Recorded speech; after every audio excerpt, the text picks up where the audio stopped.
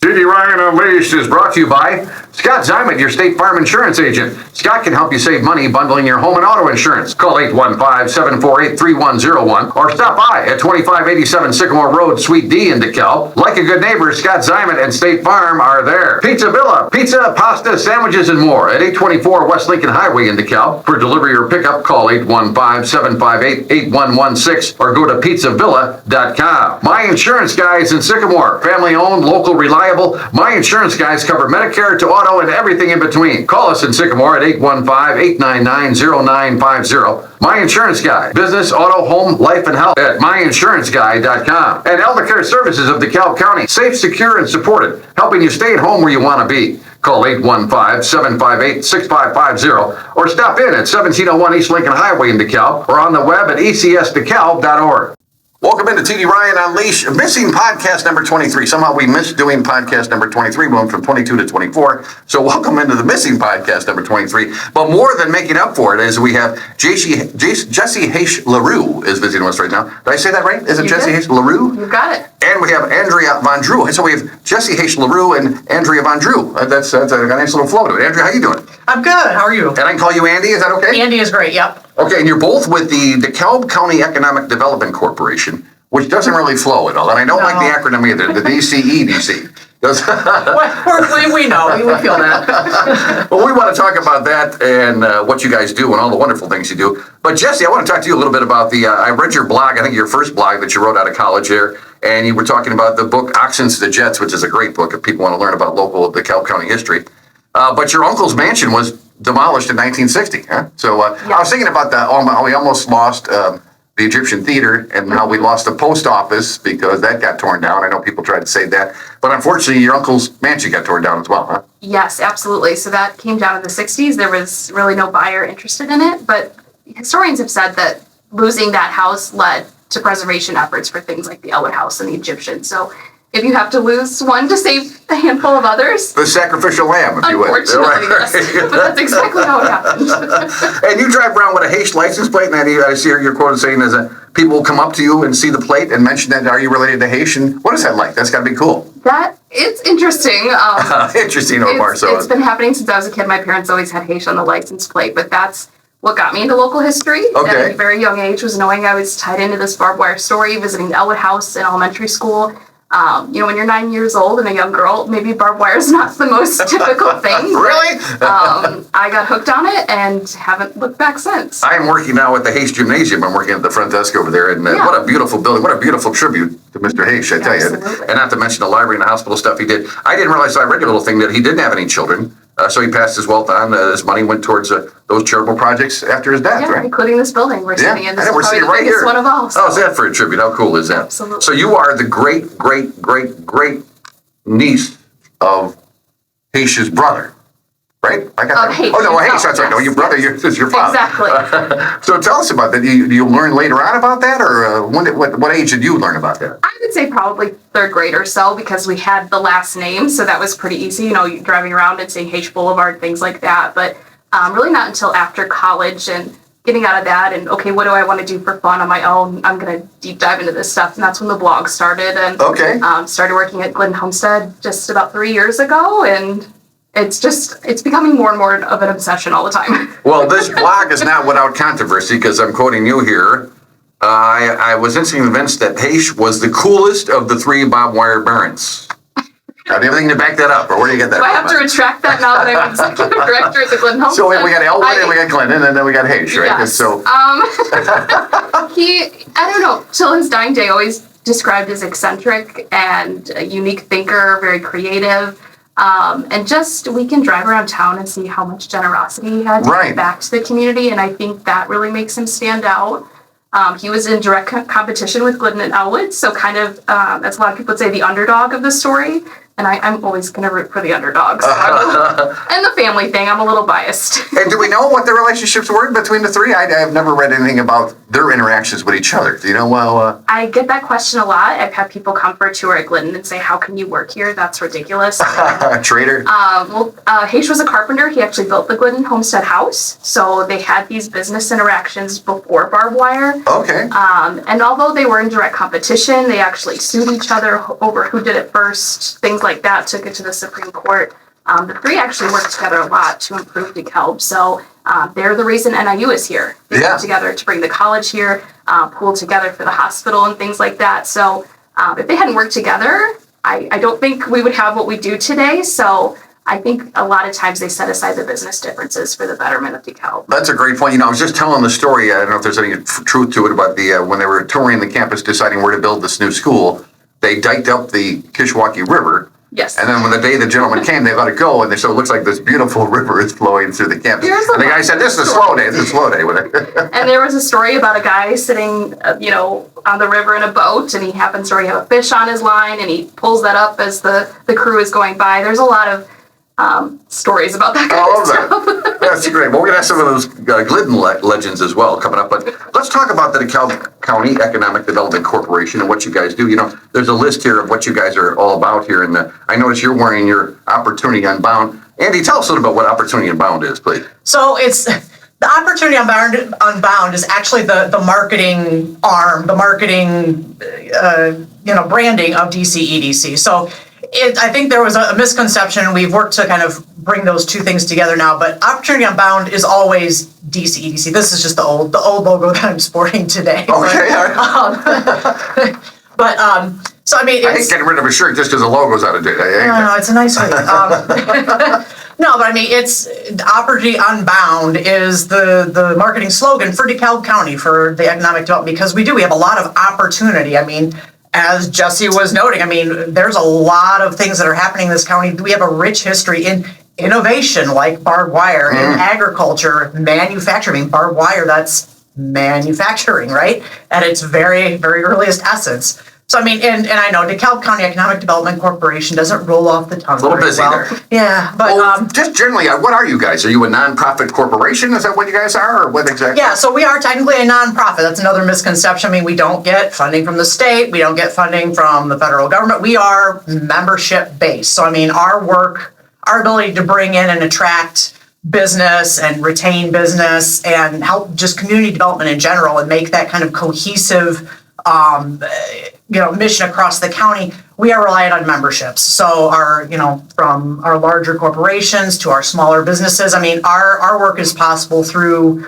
the continued assistance and membership of our businesses. So, and you kind of have I don't like the term trickle-down effect, but it is a trickle-down effect where you have these larger corporations and then people have to buy in food and things like that. So your smaller businesses open up. We're seeing that in DeKalb right now, right? Yeah, I mean, it's about a quality of life too, right? Like, I mean, businesses aren't going to want to come here, businesses aren't going to want to stay here if the quality of life isn't there, right? So, I mean, we're all kind of supporting each other and building off of each other. And yeah, I mean, it does take, our larger stewards of the community, right? Our larger businesses to kind of make some of those larger chunks of, membership and donation, but it's a cooperative effort of all of our businesses and our community members. We work with our municipalities as well. So, I mean, it's a really big partnership and cooperation through all of these entities. We had Marvin Barnes here, the fourth World Alderman of Sycamore, and I don't want anybody's eyes to glaze over. We were talking about taxes and how it breaks down, and he was talking about how well DeKalb is doing comparatively to Sycamore, if you would, because the tax breakdown, and we have much more tax money coming from these large corporations, and Sycamore has very little.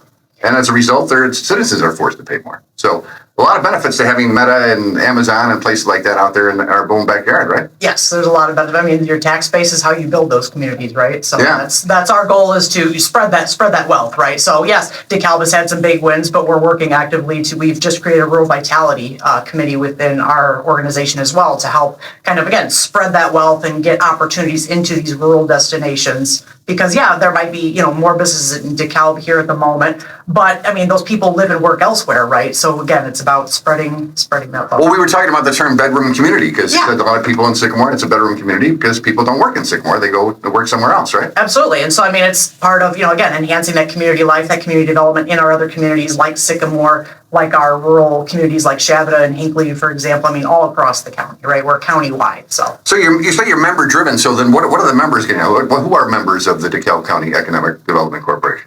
So our members are our larger members, like your Ideal Industry. Obviously your big hitters, yeah. Okay. Our big hitters, but I mean, it's about, we give them exposure, right? We have a lot of events and sponsorships. We bring in speakers to ideally help them, right? Help them continue to build and bring in professional development opportunities for their staff as well. It's to help put DeKalb County on the map. And so they know that, I mean, if they want customers, if they want a workforce, if they want that talented workforce, that pipeline, I mean, we help put our name out there and put DeKalb County out there as like, hey, this is the place you want to be, this is the place you want to live, this is the place you want to work, this is the place you want to play.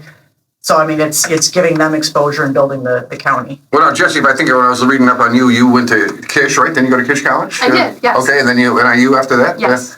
So I know they're doing that now, where they're talking to local corporations, say, what type of workers do you need? And then specifically tell them how to train those workers, right? I mean, how great is that? Yeah, I mean, NIU and Kish are huge partners of ours as well. Both of the presidents sit on our board, for example, and so I mean, they are key partners. So it's not just it's other community entities as well. I neglected to mention that, but yeah, I mean, NIU and Kish are huge partners of ours as well to build in that education and workforce, to build in custom training programs. For example, if somebody needs whatever forklift drivers, they need a custom program, we get on the phone and get that going for them. Now, I've heard some interesting majors, but if I read what you were studying economic geography. I don't think I've ever heard the two words put together. What does that mean, economic geography? Everything is, I'll put on my geographer hat here, is like everything is location dependent, right?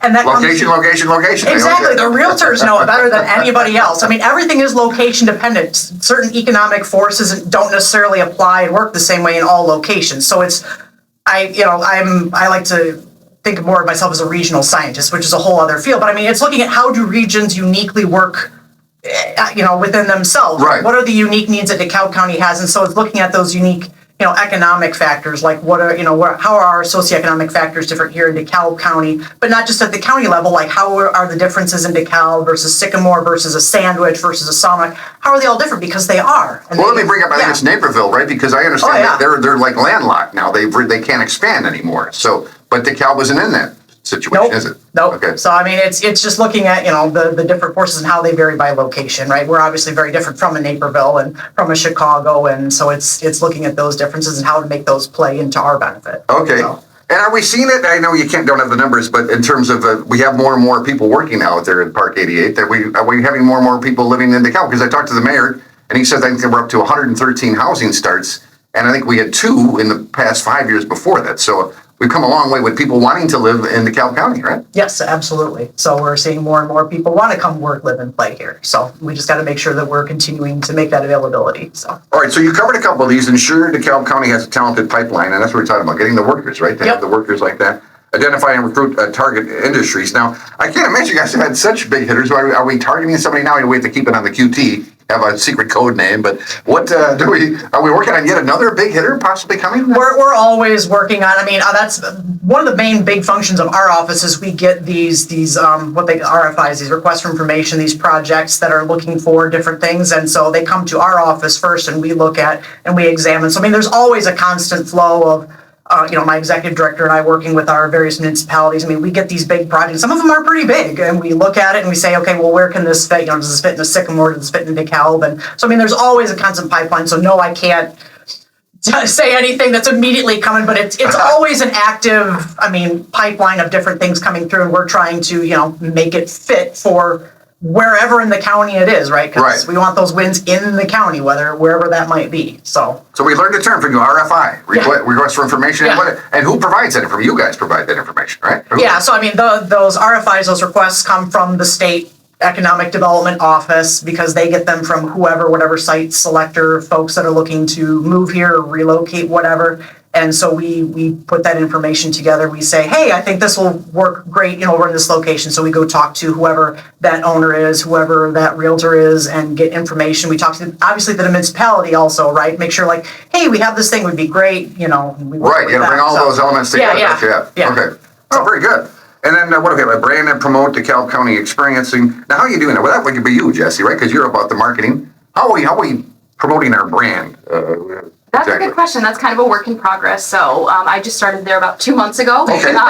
Andy and I just graduated from DeKalb Leadership Academy together this summer. So that's how we connected. I am a fellow DeKalb Leadership graduate. So let me ask you now, what was your project? Do you guys do the same project? We did, actually. Now we're still working together. So, we were part of the Community Cleat Closet. So we partnered with DeKalb County United and collected soccer cleats in the community. Oh, the cleat, and we okay. distributed them to families in need. And it was an incredible experience. We had a great group of really dedicated people, and just to be able to get shoes that might have turned up in a dumpster or into the hands of someone who needed them, it was really one of the coolest things I've worked on, I want to say. Do you guys recall some of the other projects some of the other members did, other projects there? We did a beer tasting, and we raised money for fighting alcohol education in high schools. Oh, wow. So there was some financial literacy. I know we for had some, elders, Yes. Oh, that's good. Elder fraud fraud. abuse and things like that. And then there was a Habitat for Humanity-based group, and they were trying to teach kids to do hands-on construction and trying,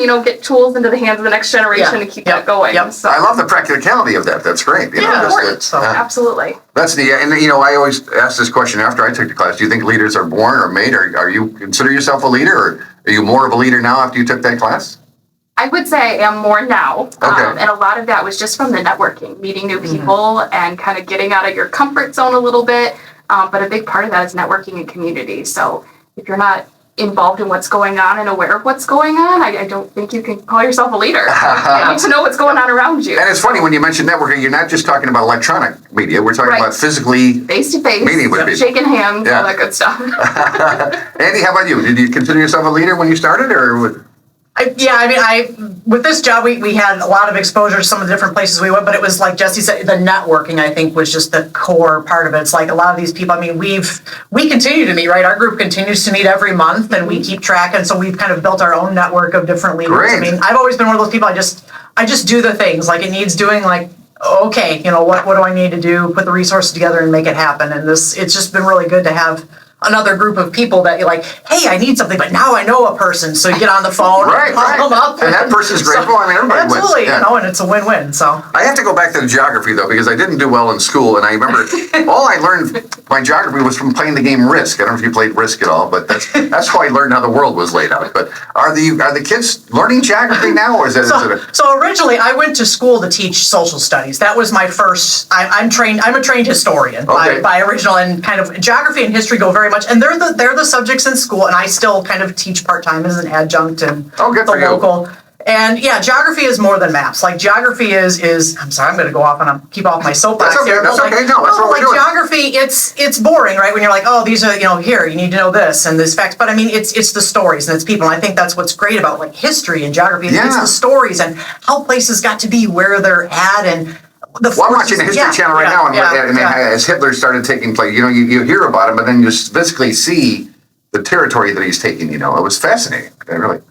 So I can see why you do that. So great that you're still teaching. That's great. But are the kids learning? Do you feel like are they learning more now than they were when you were younger? Do you think? I think it's just one of those things because it's not covered, right? It's not considered one of your core subjects, unfortunately. Right. But I don't know if I have not been in K-12 for a while, but it could be better because I think you need to have geography literacy, right? Like to know where places are. So when you see it on the news, you're like, oh yeah, I know where that is, rather than like, wow, we have kids still can't find where the United States is, for example. And that's I was telling a story that I saw about a gentleman who was 87 years old. He was a World War II veteran, and he had never learned how to read. He had to go join the war when he was young, and his wife always covered for him, and he kind of faked his way through it at work. And many people tried to teach him read when work, and the lady said, well, let me try something. They went to flashcards. Remember the flashcards? Yep. And the flashcards worked. He was able to read George Washington's first grade biography, and he was so proud of the first book that he ever read. But in terms of learning geography, do you think maybe going back to old school? I don't even know, like you said, I don't know how they teach it now.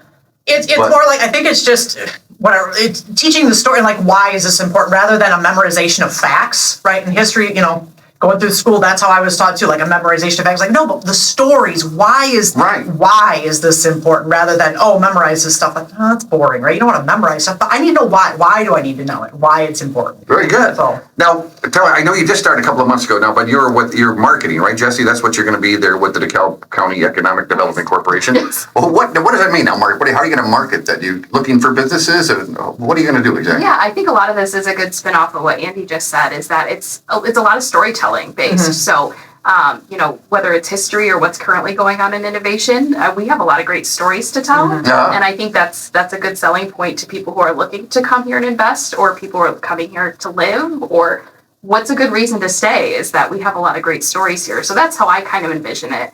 And to me, on a personal level, like, economic development is community building. So it is your nonprofits. It's your people that are out there being movers and shakers. So kind of highlighting those stories and, why are we here and why do we stay here? Just reminding people of that is the biggest thing. Well, tell us the story. Oh my gosh, what do we want? The one that I always bring up is the fact that if you dip your toe in the Kishwaukee River, you've heard that one before? Yes. That and I'm still here. You always return, and everybody I've interviewed at one point maybe went to live somewhere else, but they had dipped their toe in the Kishwaukee River and they came back again. So I guess there's some truth to that. Yes, the only get around I've ever heard is if you take a little bottle of the muddy water with you, then you don't come back. I don't know how true that is, but I have heard that. I didn't hear that part, okay. But now we're talking about development, and we touched on this, but I was thinking, I know they're building it, or they have built a new 120-room hotel in DeKalb County, for all of DeKalb County, and there's, understanding of a room shortage, and we talked about location.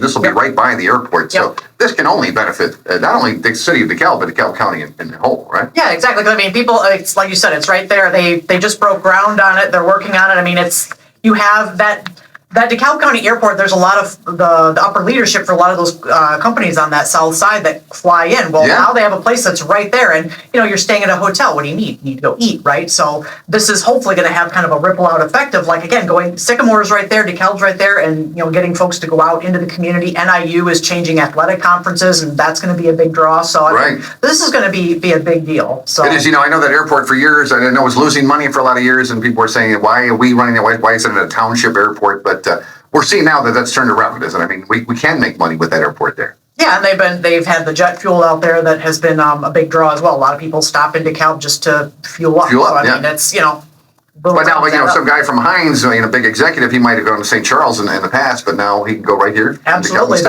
and spend money in DeKalb. Yeah, that's what we want him to do. So last year, Jessi, tell me about this. You had the haish featured the Bob Wire weekend that you had. People from 11 states came to DeKalb to discuss the winter, the 150th anniversary. Tell us about what that was like, and with people coming from all over. Yes, that's so neat. That was super special. So last year was the 150th anniversary of Glidden's patent for the winter barbed wire. So when you think about the wire... Tell the story about the hairpin, right? His wife's hairpin, right? I can tell stories all day long, but what's special about the Glidden Homestead is that is the site of the invention. So everything that you read about, it happened at our museum. So we wanted to celebrate this patent because barbed wire put DeKalb on the map. I really believe it would just be a tiny dot. I lived in Lincolnwood. I grew up in Lincolnwood, which is not too far from here, and I had never heard about barbed wire. And then the more you read about it, how it changed the West. I mean, it really tamed the West, they say. I mean, and I didn't realize with the trains why they had those things, because the cattle kept getting on the train tracks. Yes. That's why we needed the barbed wire, right? Yes, exactly. So we just wanted to celebrate it and kind of, there's people that have been here a long time that maybe need a reminder of the importance of it. I mean, we're the Barbs, and it's Barb City, and things like that. And then people that might be newer to the area, we wanted to tell them this great story. So we partnered with the Antique Barbed Wire Society. It's an international group of barbed wire collectors. Is that right? So they collect, like people collect glass. They collect all the versions of barbed wire. So they came from 11 different states. We had it at all. Yeah, I think it's in Kansas City and Missouri. One of the other ones claimed that they're not the origin of the barbed wire, but I think they call themselves the barbed wire. Yes, Kansas they do. But, so you know what I'm talking about. But it happened here. My soapbox. But it was a really special event. After COVID and things, trying to come back as a museum, a small one with volunteers and notoriety in the community. This was like a shot in the arm for us. It was. It's been so great to kind of remind people that we're here and why this is important. So we're still feeling the effects of that. We have new members, we have new board members and volunteers, and more visitors coming to see us. So that is awesome. It was a huge blessing. Absolutely. I mean, who knew there was what do you call it? The barbed wire The Association? Antique Barbed Wire Society. Society. Oh, very good. They're amazing. So just some of the kindest, most enthusiastic people I've ever met. So very So you do, with the Joseph Glidden. Now, what do you tell them? Do you tell one story when you tour people through the Glidden homestead? What do you have certain stories that you always tell, or is there one that you Absolutely. like to share? So I think a lot of it is just telling people, why we are the Barb City, why we're the Barbs. But they do get to tour the home that Joseph Glidden lived in. We're also home to the barn where he first invented and manufactured the wire. So they're on the National Register of Historic Places. And we tell those stories of the people that lived there. Because Glidden lived in that house from 1861 until 1998. So it's over 150 years of stories and people and things that happened there. So we have a lot to talk about. And then there's my wife, the blacksmith. Yeah, yes. I couldn't think of why I'm getting old. Yeah, and she actually got to participate. So are you still doing that, the blacksmith demonstrations? Yes, we do. So that was something incorporated about 15 years ago. It's just something living history to draw in more visitors. And we named it after Phineas Vaughn. So he was DeKalb's blacksmith. Phineas Vaughn. I can still hear Steve Bigelow saying, Phineas Vaughn. Yes, exactly. And he partnered with him to make the first machine to make barbed wire. So that's how we tell Phineas's story. If you're familiar with downtown DeKalb, the old McCabe's building, that's about where his shop was. And there's still a horseshoe in the sidewalk. Love that building. I'm so excited they're going to open that building up again. Yes, it's very exciting. So why didn't the name Phineas stick around? Why aren't there any more Phineases? I don't know. Phineas Vaughn is a great name. I would have loved to have been Phineas Vaughn. Well, that's great. It must have been, and you learned stuff I bet you didn't know as you were researching. I mean, I went in with a very haish-centric mind, so it was very eye-opening. He was the coolest Baron, after all. But it's been a learning opportunity. And for me, who's someone who loves this stuff, to get to do this for a living and do this every day, it's like the greatest joy is to just do things involved with DeKalb County and its history. So. And are there certain ways to connect with the young people? Because, I didn't get into history till I was a sophomore in high school. Mr. Hill, the teacher, got me so engrossed in history. But do you get the younger kids? Do they get a sense of what it must have been like to live like that? During that time? We're working on that, and that's another soapbox I have is the history. And when you're young, and it's easy to go to elementary school and they say we're going to talk about the Civil War, World War I, World War II. Right. And if you don't like those things, you're probably going to write off history for the rest of your life, and I think that's a huge problem. So to learn about your local history, which DeKalb School District is great about. They bring all of their second grade students through our museum and Elwood House. You mentioned in your thing about being taught in schools here. It says barbed wire history was only briefly discussed during my time at Sycamore High School. So has that changed? Is that? And not that I'm aware of, but here in DeKalb, they do focus on local history quite a bit. So they get to tour Glidden Homestead and then Elwood in the same day. We've kind of catered our field trips around Brindle the cow, which inspired Joseph Glidden to invent barbed wire. So they get to meet Brindle through a puppet. They get to make their own barbed wire to pipe cleaners. So we're trying to make it fun and exciting and teach them that this is in their backyard. So it's really tangible for them. And I hope that helps some kids get excited. Now, anywhere in America now, when they see barbed wire, they'll think about the origin. I hope so, yes. I hope so. Chuck Seabrass, who used to be the cornball name, a great gentleman who lived here in DeKalb, told a story about being in Vietnam and seeing the Flying Ear of Corn logo there. While he was, fighting the war there, just amazing that how those things from home can just, he said it really touched him to see that and what it was like, just that little image. Absolutely. And DeKalb County, we're so lucky with agriculture and innovation. We have, the ag story and barbed wire and sandwich manufacturing. Just the things that the farmers in this community have done over the years, it's just so innovative and interesting. So. It really is. So let's talk about stuff coming up. So people are hearing this late in September. So I know you had an event late in September. We can't talk about that. But October 8th, you have Makers. Well, you tell us about it, Andy. What is it? Makers on the Move, right? So we can finally let some details. So it's Makers on the Move. Let it be known here. Let it be known. October 8th. So DCEDC has been working with the Suter Company because they're going to be a stop. And this is a big deal in the manufacturing world. The Illinois Manufacturers Association, IMEC, the Illinois Manufacturing Excellence Center, they partner and they do this big statewide bus tour. IMA is like the big legislative arm for our manufacturers. These are heavy hitters. And so our executive director, Melissa Amedio, was able to kind of use her connections and work with the Suter Company. And so they're going to be a bus stop on October 8th. So the morning of probably around somewhere between 8 and 11 a.m. We're still finalizing details, but they're going to come out and bring their big bus, their bus tour, and stop at the Suter Company. So we're working to bring our local legislators out, our local school districts, And since this is Suter Company's centennial year, right, trying to highlight, their achievement and work with others who have that same achievement, work with our bringing ag back into the conversation. Well, they have one of the greatest achievements in the world, and that is Feed My Starving Children. Absolutely. They do that. It's just unbelievable what they do there, and to get that many volunteers to help do that. And So a great story. So we're trying to just highlight all of these great community stories. This is going to be great marketing exposure for DeKalb County. So we're really looking forward to that. So we'll have more details, but it should be fun. That's coming up, and then you'll have field trips in the fall and in the spring, right? So, you go to the field trips. That's right. I quoted the wrong person. Tell us about the field trips you do. Yeah, so that's the second graders coming through. So we'll do those stations based on barbed wire and, why we're the barbs, teaching those kids. It's funny, by the end of it, we'll say, and that's why you guys are going to be the barbs in high school. And you actually see light bulbs go off, like, oh, it all makes sense now. Sure. So we tour all of DeKalb School District second graders in the spring and the fall. So we'll have a very busy October coming up. My mom taught third grade for 30 years, and she always said that they're little enough to be afraid of you, but big enough to understand what's going on. So she always said it was a perfect age to teach It's there. a fair assessment.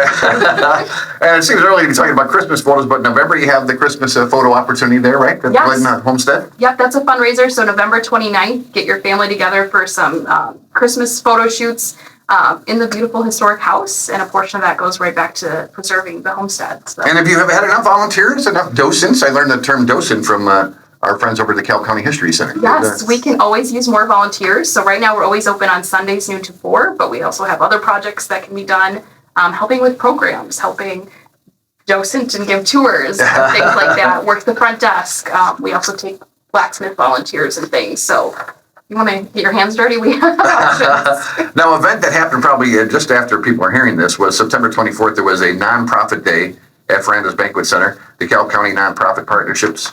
Talk about that, because you even mentioned that when we opened up here, because obviously all the wonderful nonprofits that we have here. Absolutely. And of course they need the big corporation to keep them going, right? So it's kind of hand in hand, aren't they? Yep, we're a nonprofit ourselves, so we work real close with our fellow nonprofits and a lot of collaboration to, again, bring the notoriety to those and the missions that they have individually going. So yeah, it'll be good. And when we see the state of Illinois floundering, yet as you look at this area, as we just talked about, 120 housing starts, and Sycamore's always doing well. And how do you think we're an exception to the rule in Illinois? And can we keep that going, do you think? I think so. I mean, again, we continue to attract larger and larger businesses. We're working to keep our downtowns and our main streets open and support those local businesses and those small businesses as well. So I think we're on the right track. So to have that right balance, right? Yeah. Because I know one of the concerns, one of our listeners brought that up back at the radio station, was the energy consumption. Obviously, these are big buildings; they're going to consume a lot of energy, right? Yep, that is a fair assessment. Yeah, the power's got to come from somewhere, right? So, and ComEd is working. They've got projects to help supply additional power, down that way as well, so we can keep that activity going. So, and again, I won't put you on the spot in this one, but when they were building, what is it, the Heinz building, and then supposedly there was rumors that it was sinking, and then they were going to cancel it. They're going to start over. Then they pushed it back a year. And we, as citizens of the area here, are we getting bogus information? Like, because this was all on Facebook that I saw, so you take it with a grain of salt. Yeah. But what about getting legitimate information out to the people that really want to know? I mean, is that? I can tell you. that. The work is going. I process our enterprise zone paperwork and documents. They're still going. Yes, they had setbacks. You hear different things. We hear these wild rumors. Yeah. There's always, the rumor mill will always churn out different things, right? Like, yes, there was something, they delayed construction. I've been told that they have rectified that, remedied it, and they are moving forward again. So. Okay. Well, we know this. They wouldn't begin a project like that without. No, they've sunk a good chunk of change into this. They're not going anywhere. It's just, reevaluate. And it is a unique project they're doing. I think it's one, if I recall correctly, one of the largest types of those facilities they've done in North America. So probably a little bit of a learning curve for some folks as well, but it's not going anywhere. They're progressing, and it'll be fine. Now you mentioned the word incubator. Do you guys still have? Wasn't there an incubator thing to help small businesses in DeKalb County? So the county government had an incubator space. Yeah. But that was very experimental, was it? Because you didn't know who was going to use it and for how long. Yeah, well, then you run into things like COVID, and that kind of derails momentum for things. Right. But from our standpoint, from DC, we are working with, like myself, for example, I'm working with, so Opportunity DeKalb has their Business Breakthrough Academy, and they're helping entrepreneurs. Now, what is that? The Business Breakthrough Academy. So it's actually a program run through Rising Tide Capital, and DeKalb is one of the unique locations that is able to offer this. So we get training to basically help entrepreneurs with starting a small business and operating it from it's an idea in its infancy to, hey, here's, some ideas on how you do bookkeeping, here's marketing, here's social media, your capital flow, your cash flow, and all the things like that. I am simply assisting. Danita Sims and Chad Glover are kind of spearheading that. But I mean, that's a great opportunity. They are on their third, I believe, cohort. So we're running another one here this fall. The third one? What is that, a cohort? Cohort, like a class, essentially. Okay. So, I mean, they've got a group of 10. I mean, they're small business owners, and we're here to, again, it supports vital supports you need, right, for that small business community. Because it's not just the big guys. The little guys are critically important. Oh, yes. I always to local economies as well. My lovely wife, Becky Beck from Becky Beck's Jewelry Store, 303 Hillcrest Drive in DeKalb. Yeah. 758-3800. But she started all by herself. She started with a card table and a phone book. She was taking phone orders, and she really could have used that help along the way because she maxed out her credit cards. I mean, she did things just to keep the business going. But here's 32 years later, she's still got it going. But to get she could have really used that help. Well, and that's the point. Is like there are some, and some of them come in and they've got a pretty smooth operation. It's just working out some little things. Some of them, it's like, I mean, the criteria is basically you have to have one sale, and that's how Chad and Danita kind of select the applicants. So, but a lot of them, I mean, some have very little experience. They have this idea and they need help. And this class really does a thorough job. I mean, they've had graduates that have had ribbon cuttings now. I mean, it's phenomenal work that they're doing. So. That's awesome. So as we wrap things up, I mentioned to you guys off the air about this article that Brad Hoy had written about some international visitors coming here. I love the 40 travel tourism writers, journalists, planners, and social media influencers. I still have a problem with the influencers, but I know a lot of people do follow these people, and it's a great idea, a great thing to be able to get more and more people internationally coming, because we were talking about people coming from 11 states with the barbed wire. But let's talk about what we have. We got the Egyptian Theater, we got Joseph Glidden, we got the Elwood House. One of the things that would make people want to come and stay in DeKalb and spend some money here. Absolutely. Yeah. I mean, and you look at NIU as well. I mean, there's international students that come over, and so we want, to keep them here as well and keep them happy and, send that back to So, I mean, But now, Jessi, you wouldn't be marketing this per se, but how would you get the word out if you were running this to the people in Europe and other pieces of people that come to DeKalb, Illinois? I think it just goes right back to innovation. So the early manufacturing and the creativity that was required to come up with all these patents and the stories. So, every county or every town in this county has a museum. There's a story to be told here. We have the Egyptian Theater, we have the Sandwich Opera House. We have all these different options, and I just think it's so unique, and I think it was all driven by agriculture. Yeah.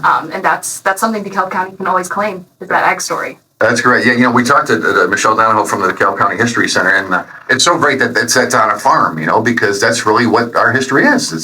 That's where it all goes back, and that's what we have to thank for all this. And I really believe that. And it's still out there. Like in 2018, I was doing a study abroad in Tanzania, which is in East Africa, through a class at NIU, and we were just driving through, again, like one of the cities, and there was the flying ear with DeKalb seed corn in Swahili. Is that right? So the group of us from NIU were like, "Oh my goodness, look at that!" And the other folks that were with us were like, "What are you talking? Like, that's DeKalb. There it is in the middle of So I mean, it's people know the innovation. It's just telling them, "Hey, it's here. Come here."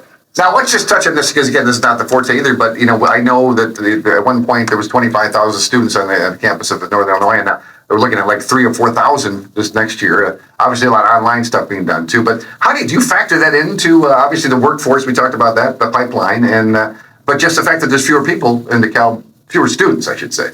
Yeah, I mean, I know NIU is working on that, but there's a lot of changing factors, a lot of online. We do have a lot of commuter students. And so, again, it's a very active partnership between the city, our office, the NIU, and trying to find ways to keep these students to stay here. So because I know the University of Illinois is doing very well, but then like Southern's not and Western's not, so it's hard to figure out why those other schools can't be as successful as U of I. But it's not everybody's going to school in another state either; they're going to the University of Illinois. So.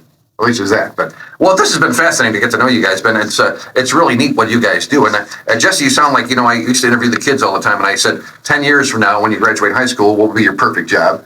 Is this your perfect job or close to it? what you're doing now? Absolutely. And I'm lucky to have these two roles. They're very different, DCDC and Glidden, but they are a combination of my love of DeKalb County. So to be able to do the history side of it and then to be able to hear as a cheerleader in marketing and say, this county is awesome. It's hard to imagine me doing anything else, to be honest. This is the roads coming together. That is awesome. And I know you put your husband through it, right? You walked him around and told him all the details that you knew about all the little facts that you have in your head. And, yes, absolutely. He's still around, so I haven't bored him to death. Well, that worked out pretty good. And I want to mention your two cats, Twitch and Trixie, right? Are they still okay? Yes, those are my children. They're wonderful. We're a happy family. Thank you for mentioning them on the radio. Well, my dog is my son, so I know exactly where you're coming from. And Andy, again, economic geography, that's so cool. Now, are you getting your master's in that now, or where are you at school? So that is my master's. So my bachelor's is in history, my master's is in geography, and my focus was economic geography. I also have a certificate in geographic information systems. So it's like putting spatial data. It's a database for spatial data. So like Google Maps, that's a GIS. Okay. Very basic, but yeah. So is this your perfect job, or are you still looking for that? It's an odd confluence of all the things coming together, and yes, this works. I love what I'm doing. I was not born and raised in DeKalb County. I've been here for about 15 years, but Did you dip your toe? Did you dip your toe in the kitchen? I didn't dip my toe, but I'm still here. Okay, right. So I mean, and I don't plan on going anywhere. I have two kids. Yeah, don't try that bottle of water thing. Don't try that thing. All right? So. And you got to use your degree. That is so cool. Because I always just tease my granddaughter wanted to take religious studies, and I'm like, what are you going to do with a religious studies degree? And I always loved geography, but I know realistically there's not a lot of jobs with a geography degree, but you found that. But there's more than what you think is out there. And so that's one of the things I try to say in my position. It's like, I mean, I really couldn't do the things I do for this office without that background in geography. So, I mean, there's all kinds of opportunities. I love that. I love it. My favorite question on the radio is nature versus nurture. Now, what about Sam and Evelyn? Are they interested in geography or the martial arts? Yeah. So, we're in that, they're 13 and 10, so going on, 18 here. We're in that middle school phase. So, I mean, they definitely grew up. I mean, I have all my history and geography books. They were. You have a big map on the wall at home? The big. Of course, we have maps everywhere. We have maps and photos and books. Yeah. So, I mean, they've put up with me and they've tolerated me. So, they've amused me. So.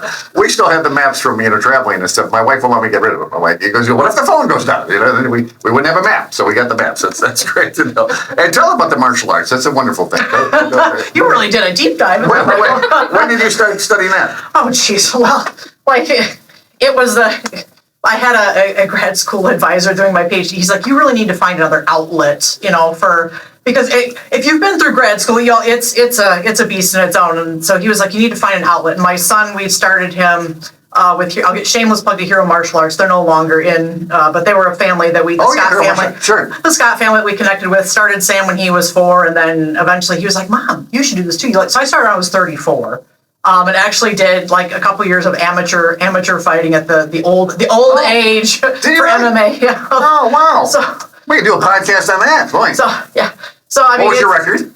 It was 1 and 2. 1 and 2, okay. But it's again fighting girls that were like 10 years younger than me too. So that's a whole other thing. But it was fun. I enjoyed it. The age thing already. Yeah, I enjoyed it. So that is so cool. And did we mention your husband? What about your husband? Well, he's divorced now. So I'm sorry, I didn't know. No, okay. So, but he was an engineer. You learn things from him. So, learn things about, when I'm talking to ComEd, it's like, I kind of know what I'm talking about because I've heard him talk about all these different things. So I'm like, yeah, I know what you're talking about. Totally. Like power grids and, I know. So. Well, as a tribute to your geography, I just interviewed a couple that went to, they've videotaped every courthouse in the state of Illinois, every county court. There's 102 counties in Illinois. Yep. They pictured of courthouses in every one.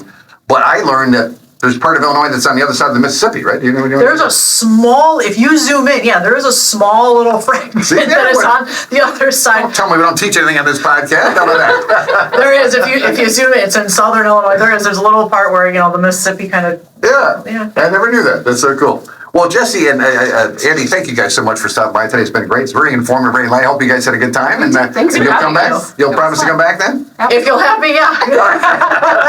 A big thanks to my nephew Ethan Davis for getting this on the air, and again, a big thanks to our sponsors as well. It's been the Missing Podcast number 23, TD Ryan Unleashed.